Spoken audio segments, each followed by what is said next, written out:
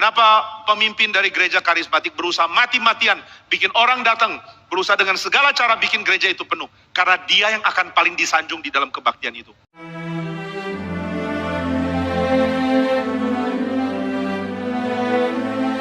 Maka ibadah yang palsu membuat manusia penuh dalam hal yang sangat sekunder, tapi kosong di dalam hal yang utama. Apa yang ada di dalam ibadah di Mesir? Yang pertama yang ada di dalam ibadah di Mesir adalah eksklusivitas. Yang paling akan diberkati adalah Firaun dan para pemimpin. Ibadahnya adalah ibadah untuk mengekalkan raja. Raja dan rakyat terpisah jauh. Raja dan rakyat, raja utama, rakyat cuma hamba. Maka seluruh ibadah akan meninggikan sang pimpinan. Saudara, mana ada pemimpin yang tidak suka ibadah model begini? Kalau ibadahnya memastikan pemimpin jadi orang paling hebat, paling agung, paling disembah, paling disanjung, tentu ibadah ini akan menyenangkan bagi pimpinan. Kenapa pemimpin dari gereja karismatik berusaha mati-matian bikin orang datang, berusaha dengan segala cara bikin gereja itu penuh? Karena dia yang akan paling disanjung di dalam kebaktian itu. Dia akan dianggap sebagai hamba Tuhan yang paling hebat, bisa punya kuasa, bisa menyembuhkan orang, bisa meramal, bisa punya segala kelebihan yang kita nggak punya. Perhatikan di dalam tradisi karismatik, saudara akan merasa rendah karena hamba Tuhannya tingginya luar biasa. Hamba Tuhan kayaknya dekat dengan Tuhan. Kenapa pendetaku bisa bicara langsung dengan Tuhan? Kenapa saya enggak? Karena agama palsu selalu memberikan perbedaan antara pemimpin dan bukan pemimpin. Nyantai. Toh kalau Tuhan sudah patok orang bergereja di sini, Allah tarik ke sini. Allah sudah patok ke sana, Allah tarik ke sana. Biasa aja. Ini bukan perusahaan pribadi. Ini gereja, tempat memuliakan Allah dan memperbaiki orang-orang kotor. Saya lihat kadang-kadang gereja, saya dengar dari pendeta tertentu, satu gereja dibuka, pendeta lain sewa orang beda agama, suruh tutup gereja itu. Pendeta setan itu. Kurang ajar pendeta begitu, preman itu pendeta. Dia mau dia berkuasa sendiri, pendeta hati setan. Sorry to say. Bukan lagi mencari jiwa, mencuri jiwa. Saya katakan dari mimbar ini, semoga ada yang mendengar. Ngeri loh, ngeri. Ya, bayangkan gereja yang sudah ada disuruh pergi karena ada gereja yang mau buka. Buka dong gereja di Papua sana, kita dukung bareng-bareng, amin. Ya, depan udah ada gereja, buka di depannya, depan-depanan. Bahkan ini tempat yang sudah ada gereja, suruh pergi karena ada satu gereja yang lebih buka, yang lebih berkuasa. Saya tuh, hati saya, biar nggak apa-apa saya curhat di sini. Mumpung ini tayang di DB TV biar semuanya nonton di DB Restoration. Apa sih yang kita cari? Apa sih yang hamba-hamba Tuhan cari? Apa sih yang orang Kristen cari? Toh pada akhirnya kita semua akan berdiri di hadapan tahta pengadilan Kristus. Kalau memang tujuannya cari jiwa, kenapa harus seperti itu? Sedih loh saya tuh. Sampai mau tidur tuh saya kepikiran. Ya, sampai saya bilang sama suami saya mau syuting di YouTube. Saya mau ngomong soal ini. Saya mau sebut nama itu pendeta. Suami saya bilang, sabar say, jangan. Assalamualaikum warahmatullahi wabarakatuh. Berjumpa lagi dengan saya Dr. Akal ya di channel kesayangan kita, Hidayah Molaf Channel, channel yang mengedukasi dan menghibur. Di kesempatan kali ini ya, kita akan mendengarkan pernyataan dari pendeta Jimmy Pardede ya. Siapa ini pendeta Jimmy Pardede? Pendeta Jimmy Pardede adalah seorang pendeta dari Reform ya, dan merupakan murid dari pendeta Stephen Tong. Jadi dia ini sama dengan Muri Wali ya, dan juga yang lain-lain yang dari Reform, yang terkenal ya, sering mengomentari dan mengkritik kekristenan denom lain. Ya, kalau Reform memang ciri khasnya seperti itu. Mereka berpegang teguh dengan prinsip mereka yang menyatakan bahwa Reform inilah Kristen yang sejati, Kristen yang sebenarnya, gitu kan. Terus kalau ada yang di luar itu biasanya dikritik, bahkan dikatain sebagai sesat, bidat dan sebagainya. Ya teman-teman sudah lihatlah bagaimana seorang Muri Wali ya, yang sangat sering mengatakan orang lain bidat, sesat, apalagi kalau dari denom karismatik. Ya, jadi kalau karismatik ini selalu jadi target, selalu jadi bahan untuk dikata-katain oleh teman-teman kita dari Reform. Biasanya seperti itu ya. Biasanya seperti itu. Dan ini juga yang dilakukan oleh seorang Jimmy Pardede yang mengkritik ya, dan juga menyampaikan mengapa karismatik ya, denom kekristenan karismatik berusaha memenuhi gereja, bahkan juga menarik orang yang sudah Kristen untuk pindah ke tempat mereka. Jadi salah satu yang membuat banyak orang reform ini ya sangat sangat marah kepada karismatik adalah upaya dari gereja-gereja karismatik yang menarik domba-domba dari denom lain, bahkan membaptis ulang mereka. Sama seperti yang baru kejadian bulan lalu, di mana Philip Mantova itu membaptis ulang orang-orang Kristen yang ada di Kupang, yang sudah pernah dibaptis secara percik di gereja GMIT, ya, Gemit. Jadi dikatakan mengapa orang Kristen yang sudah dibaptis dengan formula Trinitas itu dibaptis ulang oleh Philip Mantova secara celup, secara baptis selam, seakan-akan mereka belum pernah menerima baptisan itu. Seakan-akan baptisan sebelumnya itu baptisan yang tidak sah. Dan Philip Mantova dituduh mencuri domba ya. Mencuri domba dari denom lain. Mengapa bukan orang di luar Kristen yang kamu cari? Mengapa malah dari sesama Kristen yang kamu ambil gitu kan? Itu yang diprotes oleh orang-orang reform, oleh pendeta-pendeta yang mengkritik keras Philip Mantova kemarin. Tetapi Philip Mantova menjelaskan berdasarkan bahwa orang-orang ini tidak tumbuh. Walaupun mereka tertanam di gerejanya yang lama, ya, walaupun mereka ini sudah jadi jemaat, sudah digembalakan, tetapi mereka tidak tumbuh. Iman mereka tidak tumbuh. Sehingga ya perlu tempat yang baru. Jadi kalau diibaratkan ya, itu kamu berada di satu tempat, di satu klub, ya kalau kamu jadi pemain bola misalnya, kamu ada di satu klub, dan di klub itu kamu nggak berkembang. Ataupun kamu belajar di satu tempat, di satu sekolah, tapi di situ kamu nggak berkembang, kamu nggak menemukan diri kamu cocok. Sedangkan di tempat yang lain, kamu bisa berkembang. Jadi why not? Kenapa nggak pindah? Kenapa nggak mencari tempat di mana kamu bisa tumbuh? Iman kamu bisa tumbuh, kan begitu. Jadi, yang namanya jemaat itu bukan milik dari satu gereja, menurut Kopilip ya. Ini pernyataan Kopilip langsung, di mana yang namanya jemaat itu bukan milik denom tertentu, milik gereja tertentu. Mereka itu milik Tuhan, menurut Kopilip. Sehingga sama saja. Jadi di mana dia bisa bertumbuh, ya silakan. Kalau memang nanti ada jemaat dari GMS yang merasa, oh nggak bisa bertumbuh imannya di gereja Mawar Sharon, mau pindah ke gereja Reform, ya silakan. Yang penting jemaat itu bertumbuh. Yang penting jemaat itu bisa berkembang. Bukan ditahan-tahan. Hanya demi kepentingan pimpinan. Demi gengsi, supaya kelihatan jemaat banyak. Jadi pindah jemaat itu udah hal yang biasa. Yang penting iman dari jemaat tersebut. Kalau menurut Kopilip ya. Tetapi di sini ya kita tahu bahwa tetap akan ada namanya pro dan kontra. Ya sudahlah, kita tonton dulu lah video ini ya, biar teman-teman yang nanti nilai sendiri bagaimana pendapat kalian dari khotbah seorang pendeta Jimmy Pardede ini. Oke, selamat menyaksikan. Kenapa pemimpin dari gereja karismatik berusaha mati-matian bikin orang datang, berusaha dengan segala cara bikin gereja itu penuh? Karena dia yang akan paling disanjung di dalam kebaktian itu.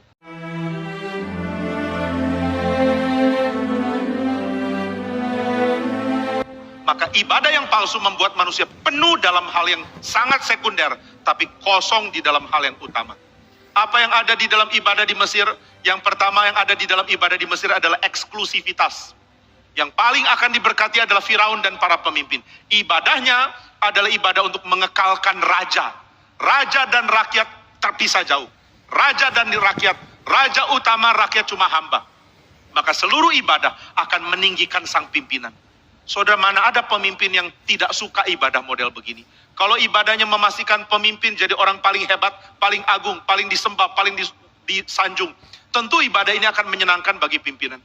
Kenapa pemimpin dari gereja karismatik berusaha mati-matian bikin orang datang, berusaha dengan segala cara bikin gereja itu penuh? Karena dia yang akan paling disanjung di dalam kebaktian itu.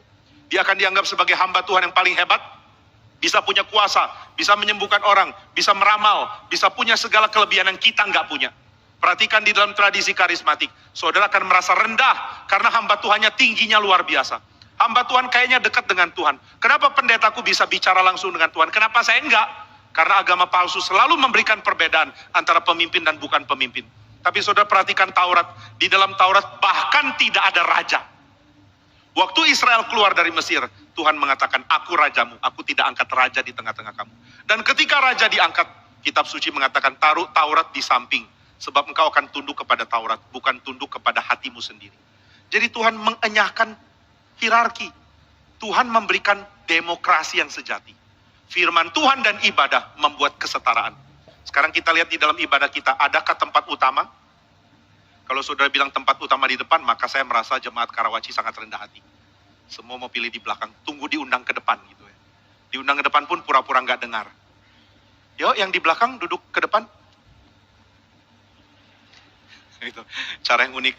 Saya mau tegur juga sungkan, karena waktu masterclass saya juga duduk di belakang.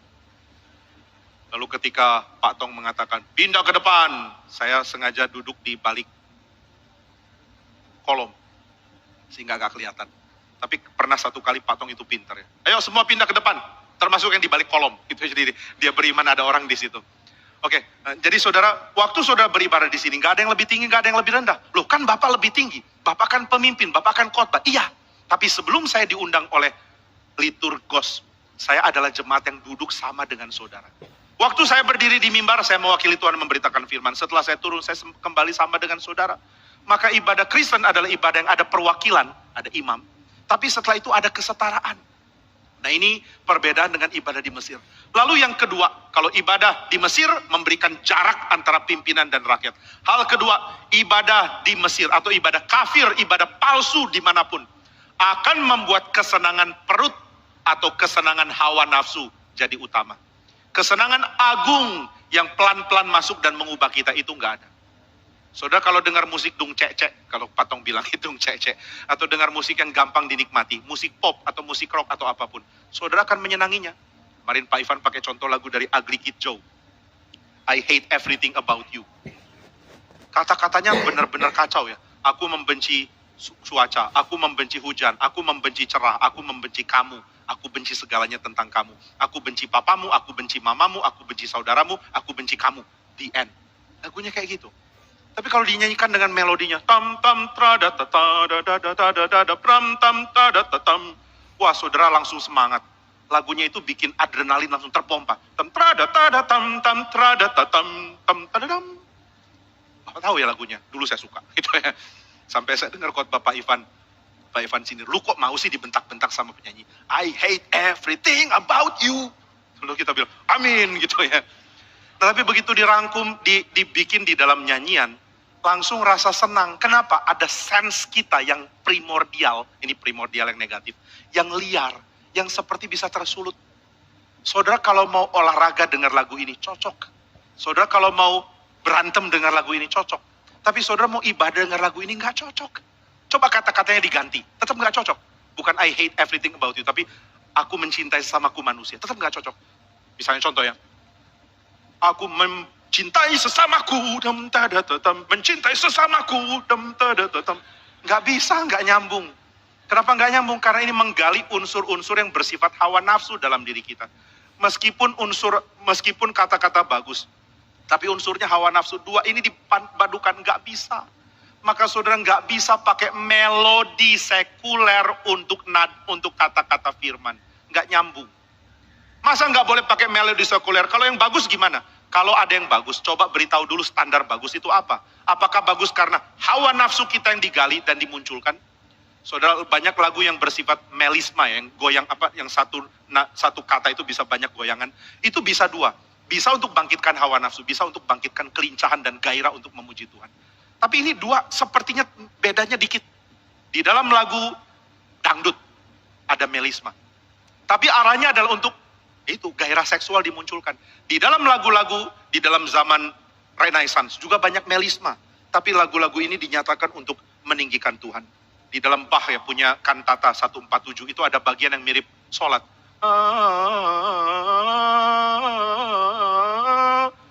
Ini kayak lagi sholat. Bener kayak gitu loh. Kalau saudara nggak percaya dengar ya 147. Waktu saudara dengar saudara kaget. Wah ini lagu banyak-banyak. Tapi begini seluruh bagian. Saudara langsung lihat bedanya ini dengan yang lain. Ini indah bukan main.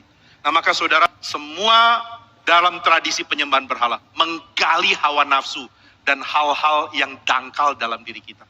Hal-hal yang dalam akan mengubah manusia jadi lebih baik. Hal-hal dangkal dinikmati saat itu juga.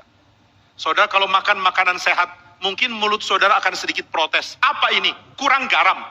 Lalu saudara bilang minta garam ke istri. Dan istri adalah dokter ahli kesehatan saudara. Istri akan mengatakan, ingat darah tinggi, kurangi garam. Kalau kurangi garam, lidahku sedih. Lalu istri akan bilang, biar lidahmu sedih, yang penting saya nggak sedih. Akhirnya saudara makan dengan kurang garam.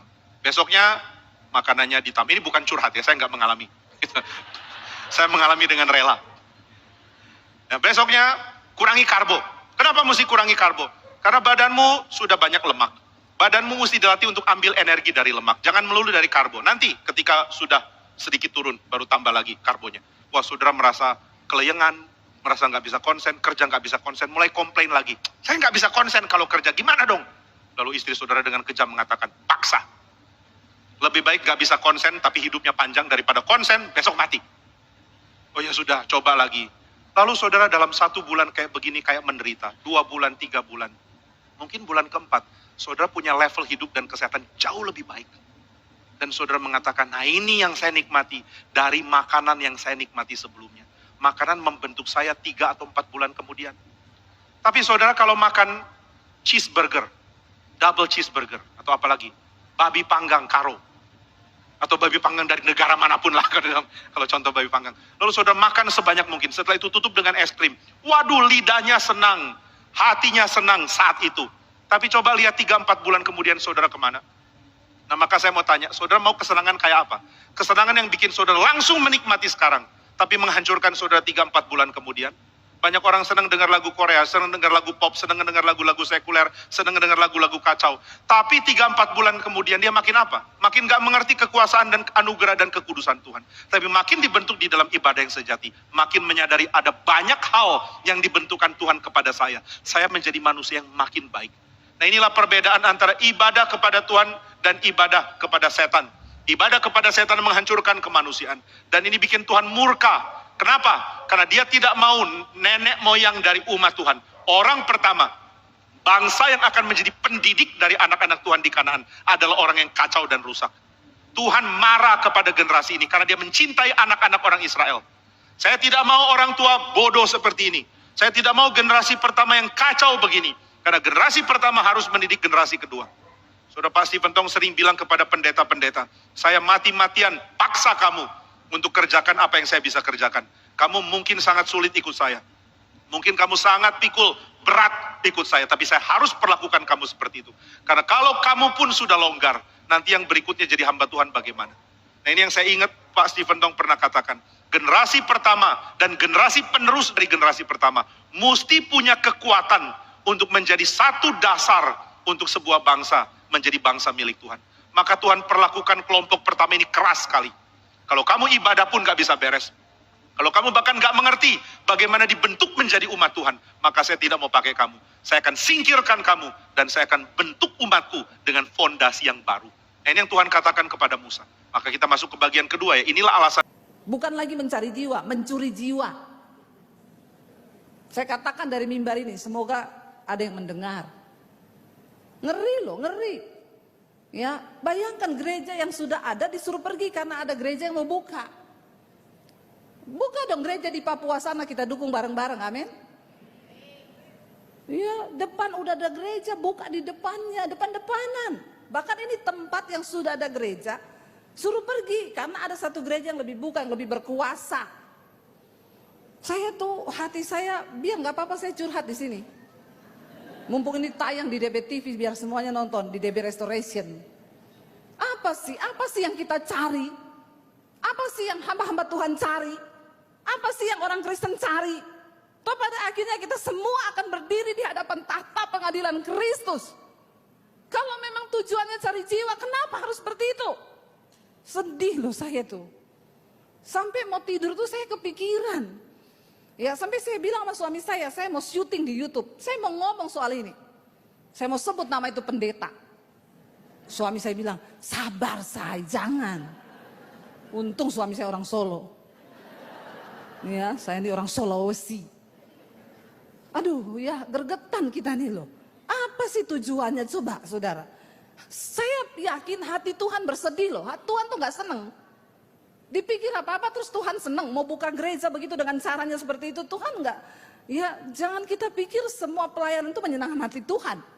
Motivasinya apa? Tujuannya apa? Itu yang akan Tuhan lihat. Sangat mengerikan saudara. Kalau engkau buka gereja di tempat yang memang gak ada gereja di situ, engkau memenangkan wilayah itu, ya di daerah NTT, Papua sana itu sangat minim. Ayo rame-rame buka gereja di sana. Mau visi 2.000 gereja, 3.000 gereja, monggo. Saya bukakan karpet merah. Tapi kalau sudah begini kan saudara ya yang ditelponi juga jiwa-jiwanya orang lain, pengerjanya orang lain ditelponi suruh ikut. Apa saudara? Apa yang kita cari? Dari mimbar ini saya mau sampaikan, hamba-hamba Tuhan buka hati nuranimu. Jangan bertopengkan pelayanan, tapi ternyata kita sudah dengan ambisi pribadi. Benar gak saudara? Ya gak usah diedit ini, gak usah. Biar apa yang Tuhan mau sampaikan, biar saudara. Akhir zaman.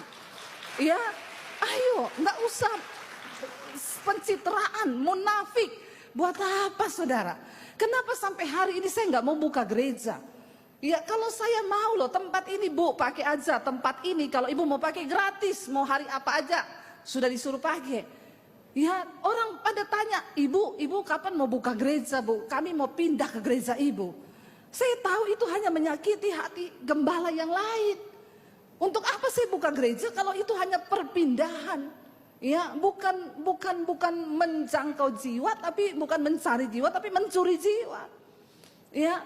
Sampai hari ini saya mencoba untuk berjalan dengan apa yang Tuhan kasih. Persiapkan para hamba-hamba Tuhan, penuai-penuai di akhir zaman. Kita ini sedang ada di masa terakhir di mana kita harus menyiapkan satu pasukan yang besar untuk penuaian jiwa.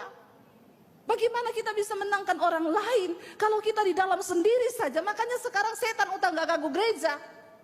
Setan bilang gak usah ganggu, mereka sudah saling menggigit. Ya, kita kipas aja biar tambah panas. Saya panas loh ini. Haleluya saudara. Ya saya biarin saudara. Aduh kita perlu berdoa. Saudara perlu sungguh-sungguh berdoa buat pendeta-pendeta di akhir zaman. Berdoa saudara. Seruan tegas Pendeta Melatok. Lagi-lagi doa buat orang lain. Kamu dan semua orang kudus. Itu kayak kita semua gereja. Jangan doa kasih gereja kosen aja. Pernah doa buat GMS gak? Ini saya tanya jujur nih. Pernah doa buat GSJS gak? Nah saudara harus bertobat. Loh kenapa enggak boleh doa buat mereka? Pernah gak doa buat GSJA? Nah bertobat. Ada yang salah dong dengan doa di Gosen.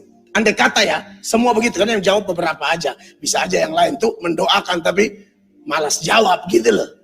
Salah itu loh. Emang gereja ini apa? Perusahaan, saingan? Sorry to say, ada yang tak beres itu hati kita. Andai kata ada Pak Lukas ini saya bicara, saya untung di Israel. Serius loh, saya rasa ada yang salah di situ. Itu belum orang lain, belum yang untuk Muslim, Hindu, Buddha. Sesama gereja aja kita berat mendoakan. Lalu apa masalahnya? Apa yang melatar belakangi kita berat? Mereka kompetitor kita? Hello? Percaya tidak? Orang bisa datang di gereja itu Bapak yang tarik. Bukan Pak Philip atau Michael Gunawan atau Pak Lukas. Masa nggak paham jadi gereja? Siapa sih yang tarik orang ke gereja? Ya Tuhan. Yohanes 6 ayat 37. Yohanes 6 ayat 37. Firman Allah berkata apa? Semua yang diberikan Bapa kepadaku akan datang kepadaku, dan barang siapa datang kepadaku ia tidak akan kubuang. Ayat 44-nya lompat. Ayatnya lompat. Timur dia nggak usah lompat. 1, 2, 3. Tidak ada seorang pun yang dapat datang kepadaku jikalau ia tidak ditarik oleh Bapa yang mengutus aku, dan ia akan kubangkitkan pada akhir zaman. Doakan aja nginden, gak apa-apa. Nyantai. Toh kalau Tuhan sudah patok orang bergereja di sini, Allah tarik ke sini. Allah sudah patok ke sana, Allah tarik ke sana. Biasa aja. Ini bukan perusahaan pribadi. Ini gereja, tempat memuliakan Allah dan memperbaiki orang-orang kotor. Saya lihat kadang-kadang gereja, saya dengar dari pendeta tertentu, satu gereja dibuka, pendeta lain sewa orang beda agama, suruh tutup gereja itu. Pendeta setan itu. Kurang ajar pendeta begitu, preman itu pendeta. Dia mau dia berkuasa sendiri, pendeta hati setan. Sorry to say. Kenapa hatimu gak kayak hati Yesus? Kenapa? Ya, teman-teman sudah dengar ya bagaimana ceramah dari Jimmy Pardede, seorang pendeta dari Reform ya, di mana dia mengatakan ya kalau sebenarnya ibadah itu yang dari Tuhan, ya menurut dia yang dari Tuhan itu nggak boleh, ya ada gap atau jarak, nggak boleh ada yang ditinggikan atau yang lebih tinggi daripada yang lain, nggak boleh, semua harus setara, nggak ada istilahnya oh yang kaya itu di depan, ya yang miskin di belakang. Yang punya pengaruh dapat kursi spesial, yang ini nggak boleh. Yang namanya ibadah tuh nggak boleh. Semua harus sama, ya. Semua harus sama di mata Allah atau Tuhan. Nah, jadi sebenarnya kalau kita bicara ibadah, ya ini banyak sekali nih orang-orang yang dari dulu ya mengatakan, bahkan ini yang ngatain dari luar Islam ya. Kalau mau melihat kesetaraan, mau lihat ketertiban dalam ibadah, lihatlah Islam. Di Islam lah kita bisa melihat ibadah yang tertib, ibadah yang benar-benar itu semua setara. Nggak ada istilahnya, oh kamu ini pejabat, oh kamu ini konglomerat, maka saf kamu di depan. Nggak ya, semua sama. Ya, jadi semua tuh sama. Jadi bukan karena kamu kaya, maka oh saya dikasih lebih lebar lah, masjidnya penuh. Saya nggak mau nih desak-desakan sama orang sholatnya. Saya mau di tempat sendiri, kiri kanan saya nggak ada orang. Nggak bisa teman-teman. Rapatkan barisan tetap. Di sholat tuh rapatkan barisan, nggak ada peduli. Mau kamu tuh orang paling kaya, kamu telat datang, ya silakan di belakang. Ya, kamu telat datang, sampai penuh udah masjidnya, udah meluber sampai ke luar, ya kamu di luar. Walaupun kamu ini adalah seorang pengusaha besar, seorang pejabat penting. Ya, jadi di Islam itu memang nggak ada jarak. Nggak ada jarak antara orang, mau itu yang kaya miskin, saat melakukan ibadah. Tapi bagaimana dengan di luar Islam ya?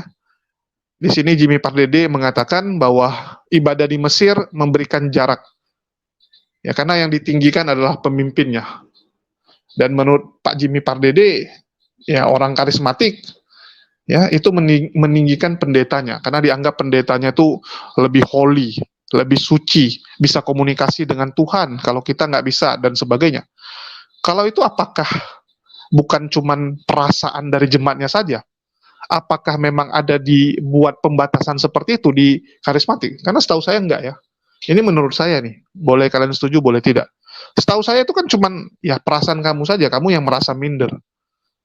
Ya, kamu yang merasa minder sendiri gitu. Aneh juga ya kalau itu didasari. Tapi kalau masalah duduk depan ya itu kembali lagi ya. Kadang ada orang malu duduk depan gitu. Sama seperti dia kan, dulu dia malu ke depan. Setahu saya itu pribadi lepas pribadi lah. Tetapi ada pernyataan Jimmy yang menurut saya setuju. Ya, pernyataan dari pendeta Jimmy ini saya setuju, yaitu kalau ibadah ya yang hanya untuk kesenangan perut dan hawa nafsu, itu pasti dari setan, teman-teman. Ya, itu pasti dari setan. Kalau dengar lagu yang gampang disenangin, ya, dan hanya untuk mementingkan nafsu, itu pasti dari setan. Dan dari dulu saya udah bilang, kenapa ya kita itu nggak boleh terlalu berlebihan dengan musik? Karena musik itu menghanyutkan. Musik itu menghanyutkan, dan setan suka menggunakan musik untuk membuat kita hanyut. Kalian bisa lihat kenapa orang kayak di diskotik itu, ya di klub itu dia bisa menjadi orang yang berbeda dari dia yang biasanya. Karena musik itu yang membuat dia tuh hanyut, ya. Sampai orang bilang kan hanyut dengar lagunya. Wah, kita hanyut dengar lagunya gitu. Sehingga dia bisa menjadi orang yang liar dan berbeda. Ini bahaya. Setan bisa masuk di situ, teman-teman. Ya, setan bisa masuk. Dan salah satu wadah ya untuk setan masuk itu ya melalui musik ini. Istilahnya dia punya perantara ya agar setan gampang masuk. Kalian bisa lihat, kalian lagi sedih nih. Wah, lagi sedih sekali gitu kan. Misalnya lagi ada banyak masalah nih. Lagi banyak masalah terus kalian sedih. Dengar lagunya melo, kawan-kawan. Lagunya melo, terus ada yang nasihati gitu kan. Oh, kamu harusnya begini, udah selingkuh aja gitu. Kalau suami kamu jahat sama kamu gitu kan. Suami kamu nggak sayang kamu, udah jangan mau lagi sama dia. Ada nggak teman kamu yang baik sama kamu? Oh, ada teman saya gini gini gini. Oh, teman kamu tuh pun sebenarnya suka sama kamu. Udah sama dia saja, pasti lebih bahagia kamu. Kalau kamu ikuti nafsu kamu, ya jadi itu. Karena kamu merasa, oh dia lebih baik daripada suami saya. Dan banyak orang jadi jatuh kan, lantaran hal tersebut. Ya, jadi kita ini harus pintar-pintar.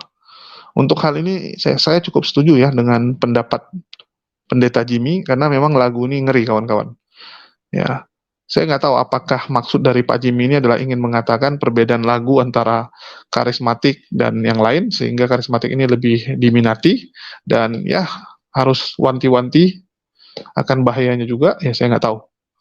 Oke, dan di sini saya mau kasih tahu juga ya, bahwa video ini saya ambil dari sebuah channel, ya biar nanti jangan dituduh kita yang menciptakan, ya ini bahaya, karena sekarang ini saya menjadi target finaan dari polemikus-polemikus ya. Selalu saya difitnah, wah kamu yang bawa, kamu yang buat gitu ya. Jadi di sini dia tulis, kenapa karismatik berusaha penuhi gereja, bahkan tarik orang yang sudah Kristen ya. Dari Patrick Smith, di sini dia katakan, ya, Jimmy Pardede yang menjelaskan tentang kenapa banyak pemimpin karismatik berusaha penuhi gereja, bahkan tarik orang yang sudah Kristen. Ya, Patrick Smith ini termasuk yang sering mengkritisi karismatik.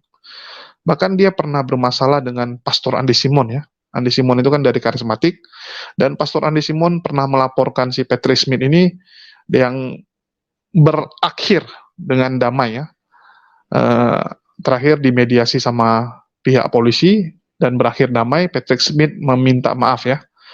Walaupun banyak orang yang meragukan permintaan maafnya, apakah tulus atau tidak ya.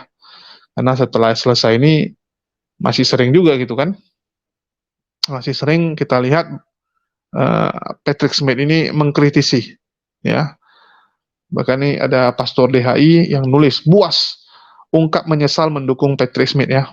Buas ini adalah Budi Asali ya. Pastor Andi mengampuni. Jadi ya saya nggak tahu ya, kok banyak sekali lah orang yang jadi polisi-polisi, orang yang menjadi perwakilan Tuhan untuk menghakimi iman orang lain, mengatakan orang lain sesat, padahal iman mereka samanya.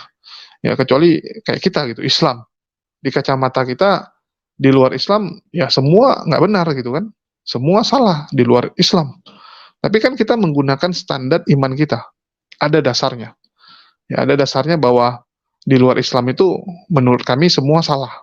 Ya mohon maaf nih kalau teman-teman merasa kok kami salah gitu kan, ya ini iman kami.